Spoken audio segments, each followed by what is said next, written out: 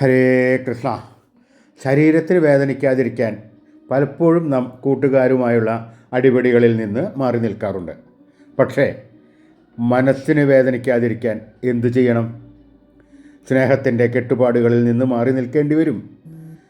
സ്നേഹത്തിൻ്റെ ശേഷമുള്ള വേർപിരിയലിൻ്റെ ഒക്കെ വേദന എത്രേ മനസ്സിൻ്റെ വലിയ വേദന. സ്നേഹത്തിൻ്റെ നിറഭേദങ്ങൾക്കെല്ലാം കൈ കൊടുത്തതല്ലാതെ മനുഷ്യനായിരിക്കാൻ നമുക്കാർക്കും എളുപ്പമല്ല. ജന്മം തൊട്ട് ഇന്നോളവും പല ഭാവങ്ങളിൽ കൂട്ടുകൂടിയ മനുഷ്യർ തയ്ച്ചു തന്ന കുപ്പായമാണ് നമ്മുടെ എല്ലാം ജീവിതം.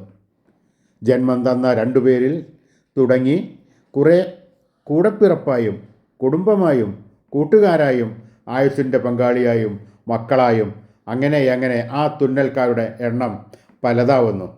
അവർ സമ്മാനിച്ച സ്നേഹനിമിഷങ്ങളിൽ ആനന്ദിച്ചും ഒന്നിച്ചും കൂട്ടുകൂടുമ്പോൾ ആഘോഷിച്ചും പിന്നെ ഓരോരുത്തരായി വേർപ്പെടുമ്പോൾ അമ്പരപ്പോടെ നോക്കി നിന്നും തീർന്നങ്ങനെ പോകുന്നൊരു ജീവിതമാണ് നമ്മൾ. ഹരേ കൃഷ്ണ.